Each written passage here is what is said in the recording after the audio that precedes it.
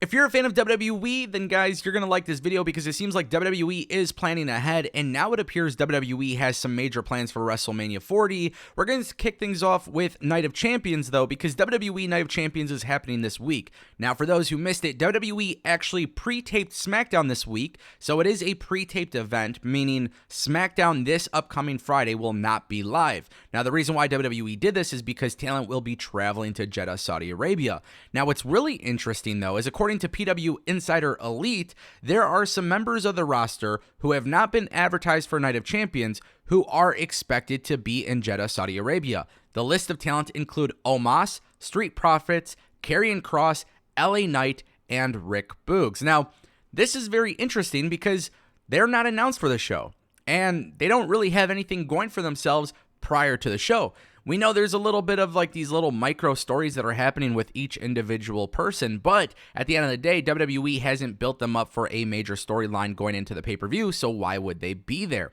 Now, the thing is, with WWE going to Jeddah, Saudi Arabia, it's really important that people understand that these talent could be simply going just to be supportive of their roster. They could be there doing promotional stuff for WWE. We know WWE is looking at doing more advertising and more promotional work within the Middle East.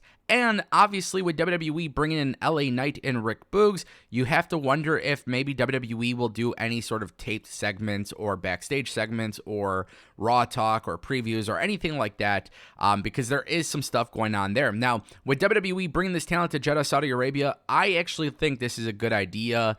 It's going to keep people on their toes, especially if any tag team or any of the people listed here get involved in some sort of post-match segment on the card. Obviously, there's a lot of talk right now about the Street Profits possibly turning heel. You have to wonder if that is something that could be taking place at Night of Champions. I will be bringing a pay-per-view prediction live episode sometime this week for Night of Champions. I think the show's been pretty solid. The build has been pretty decent. I don't think there's anything super crazy about it. But WWE has been absolutely killing it with their pay-per-views. I feel like their television has been very solid, very logical.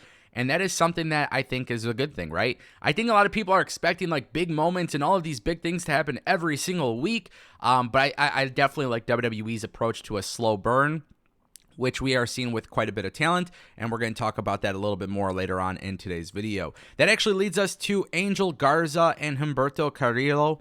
Guys, for those who don't know at all what is happening here, I'm going to break it down for you because this has become a major conversation on social media today, all because of Dave Meltzer talking on Wrestling Observer Radio. Now, basically, he was talking about Garza and Carrillo basically being low on the pecking order. So when it comes to WWE talent, you can kind of tell, right? There's a lot of continuity for a lot of wrestlers on the roster. There's a lot of people who are on the roster every single week. They're constantly on TV in some way, shape, or form.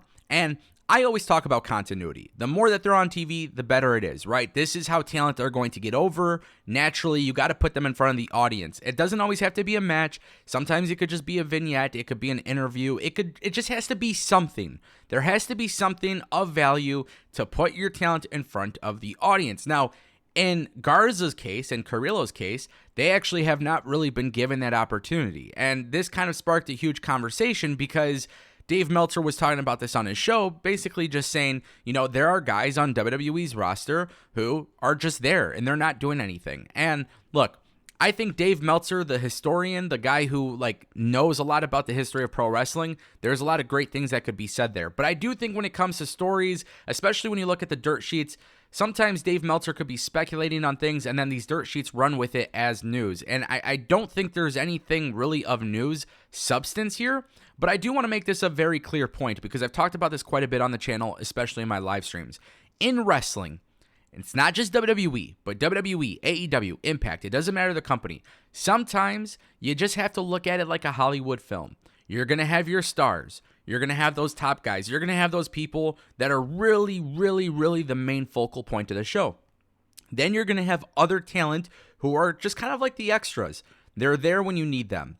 Now, the thing is, in wrestling, the IWC looks at a lot of talent and thinks, wow, I love John Cena. John Cena should be a world champion.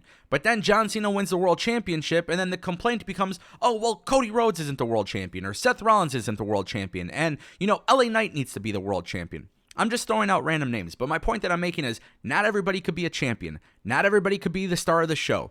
Things take time, and within time, you would like to see more come of it. Now, that's the issue with pro wrestling. In WWE and AEW, there are a lot of people who could be better booked, a lot of people who could be more primed for that time spot, that top spot, but they're not, and they're not being put on TV. Now, I've always said that if you're not being used on the main roster, NXT is the perfect place to go, and we're already starting to see the benefits of it, right? We've seen guys go to NXT, come back, and things look good. We're watching Dijak, who went from Retribution on the main roster to basically becoming a very, very, very good asset to NXT. Now he's got some stuff going on with Ilya Dragunov. It's entertaining stuff. But Dijak, at this point, at any point in time, he can go back to the main roster and he would benefit from it. Look at Jinder Mahal, former world champion. Then obviously he got stuck around doing comedy stuff and not really doing anything of importance. Went to NXT. Now he's on WWE Raw, and he's making his point very clear why he's there and why he's back. And now he's obviously putting other talent with him. It's going to benefit them greatly. There are a lot of talent not being used on WWE TV because you can't simply use everybody on WWE TV. It's just not possible. Now, I am a big fan of these guys. I think Garza and Carrillo are absolutely great. And, I just want to see them more on TV. I understand that right now there's a lot of other stories that are taking priority, and that's simply what it comes down to. But there are a lot of people who are talking about this as if WWE is just simply burying their talent by not using them, and I just don't think that's the case. And I don't think that's the case with AEW either. In AEW, there are talent who are not being utilized, and realistically, there's just other things that take a little bit more priority. And it sucks. It sucks having to say that, but that's just the reality. You have so much TV time to deal with, and you don't want to disrupt somebody else's push just to make room for another push, right? Look at Bronson Reed. He is really starting to get over with the crowd now because he's on TV every single week. Now you can't just randomly take away his TV time when something's working just to give somebody else TV time and see if there's a possible gamble there. So everything is all about patience. I understand a lot of people don't have it when it comes to wrestling, but this is why WWE superstars aren't being used on TV all the time. There is a solution to that, but it does have to happen over time. It's a period of time in which that would happen. And I think once it actually does happen, a lot of people will be happy. And guys, speaking of WWE and some major plans, they're thinking long term. We've talked a lot about Cody Rhodes, and Cody Rhodes has obviously been doing a lot of great things on WWE television right now. And more specifically, WWE has found a way to keep the fire hot for Cody. The fans still love Cody, despite everybody in my comments telling me that the fans will turn on Cody. That hasn't happened yet. Now, Worked Wrestling on Twitter came out, and this was a very interesting tweet. While it's still early, discussions have taken place for WWE Raw's main event for WrestleMania 40, potentially to be Cody Rhodes versus Gunther. Both superstars have expressed interest in working with each other in the past and are seen as the top face and heel on the Raw roster. Now, this is a no-brainer to me. They planted the seed at the Royal Rumble.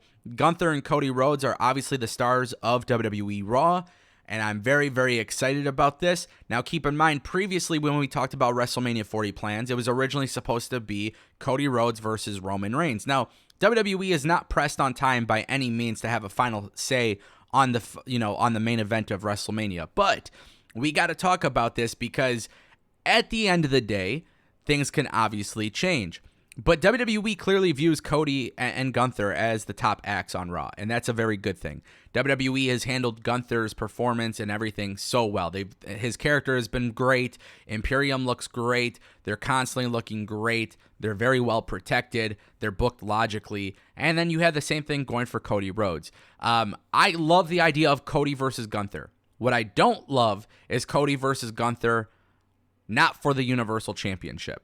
Now, if WWE chooses to not do Roman versus Cody at WrestleMania 40, my guess is at that point Roman will have already dropped his title to somebody prior. And I'm just saying, I would not be opposed to this because the idea is to always create new stars. That is the idea. You want new main eventers for the foreseeable future. And I love Cody Rhodes, and I'm a huge Cody Rhodes fan. But if Cody Rhodes, just hypothetically speaking, if he won Money in the Bank, successfully cashed in a match for SummerSlam with Roman Reigns, if this is how we have to do this to get to WrestleMania 40, because I'd prefer that Roman holds the title a little bit longer, but if we have to get to WrestleMania 40 with Cody versus Gunther, I would have Cody win Money in the Bank respectfully as a top babyface, call out Roman Reigns and say that he's successfully going to challenge for the title. Cody can go over Roman clean, and then you can have Cody have a nice little lengthy reign against Gunther at WrestleMania 40. That's the only way I would do it. I don't want to see it for the World Heavyweight Championship. I don't want to see it for any other title than Roman's title. That's my solution. Let me know what you guys think in the comment section down below. Are these the plans that you're looking forward to? I want to hear what you have to say. Peace.